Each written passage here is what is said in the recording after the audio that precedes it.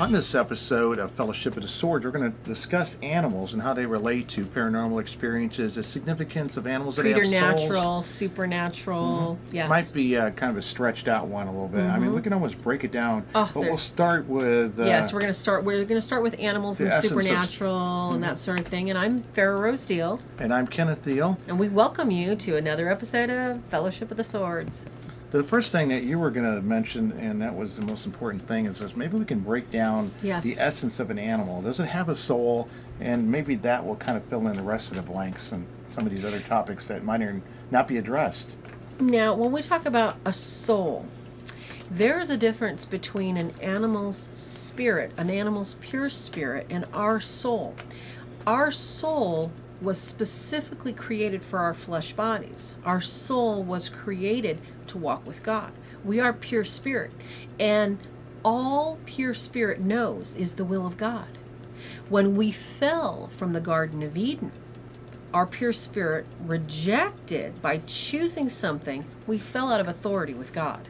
We fell out of that divine will, and we opened ourselves up to pain and separation, sin from God. Now, an animal cannot choose. A dog or a cat cannot choose right or wrong. That is the difference of their pure spirit, their animus that they have. They don't have the same type of spirit. You know, a lot of people think, well, you know, am I going to see my dog and my cat, you know, when I die? I believe so.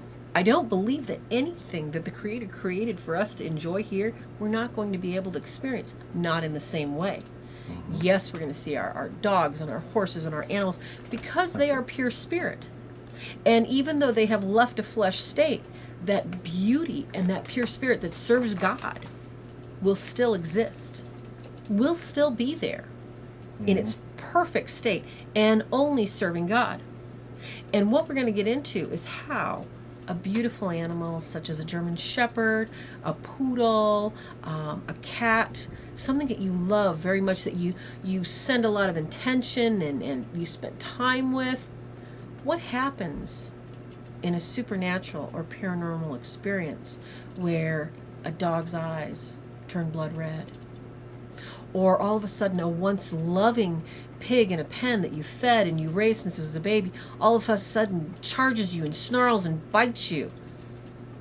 We're talking about the will of God allowing the spirit to be overtaken by something so vile, so negative, and so awful that something was given legal right to that animal. And as you'll read in the Bible, that we are supposed to feed our animals before ourselves. If you give legal right to something on your property, in your home, in your house, that includes all of your possessions, all of your family, your grandchildren, your great-grandchildren, every dog you own, every bird you have.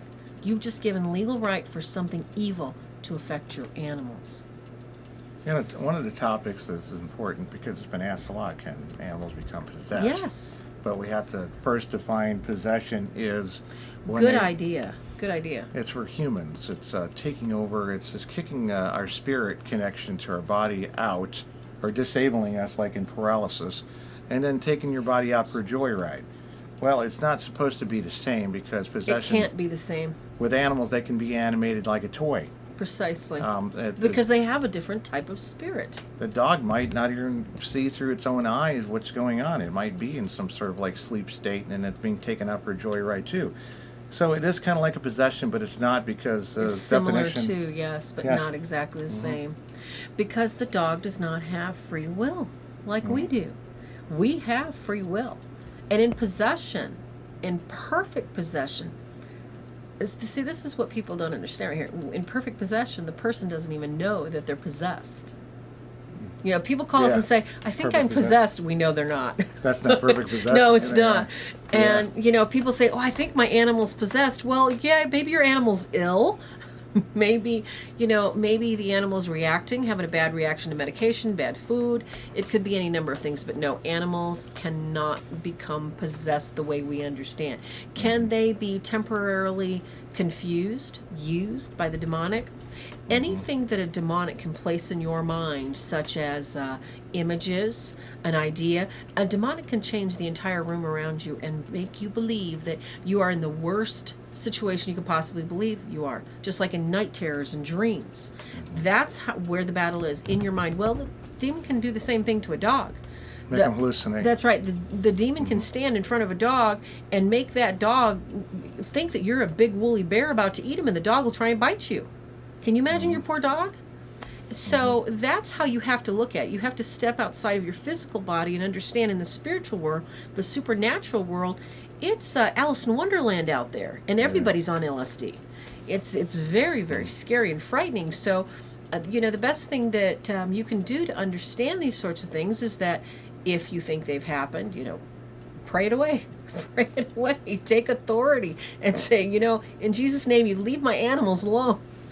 Yeah, they're being manipulated in that level. But when it actually becomes sort of like they become possessed or manipulated, the animal usually reflects the owners.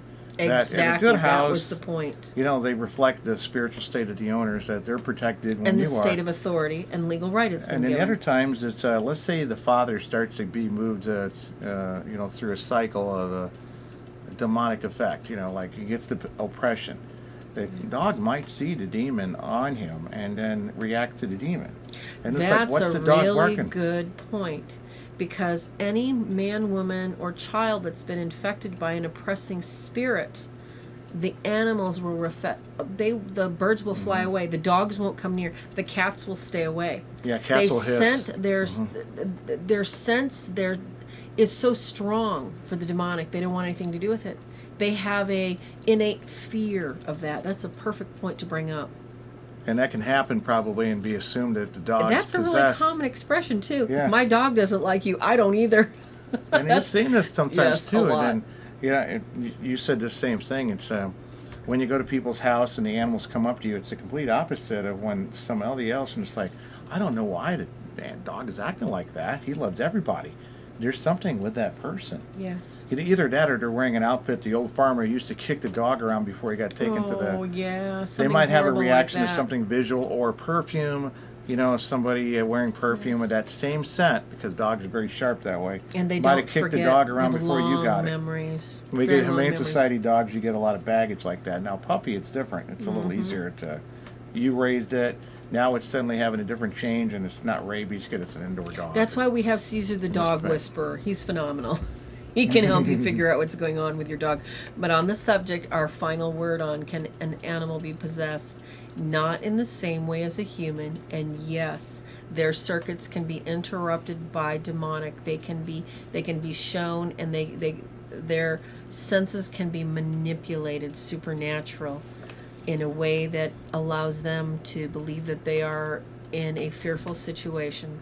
So don't worry if this has happened to your dog, or if this has happened to somebody you know. It is only temporary. It cannot be permanent, because animals are pure spirit. And you can bless your dog with holy water. And put a St. Just like Benedict you do medal your on children. him. Put a St. Or a Benedict St. medal on. Francis They medal actually tell on you him. to put it on your animal like your livestock. And Yes. your valued livestock. Because you remember in the old days, when your ox died or something, you're in big trouble. Basically. Because it's not cheap. You lost your It's like way to wrecking support yourself. It's like wrecking your tow truck if you have a wrecking company, Mm-hmm. So that's a big thing. So I think that pretty much concludes I that think it big does. answer. Yeah, so don't forget, battle's already been won. Satan's already been crushed. So Ken and I, we're here to help you fight the good fight. Well, we still have to. Thank you so much from Swords of St. Michael and Fellowship of the Swords. We'd love it if you could go to our website, www.catholicdemonologist.com. Look for more books, resources. We have free brochures.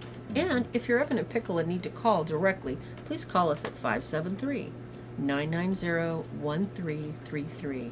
The Haunted Helpline. And with that, thank you for watching this day or evening you're watching us, and subscribe to our videos for future... Plenty. There's going to be probably, who knows, might be hundreds of thousands. I know.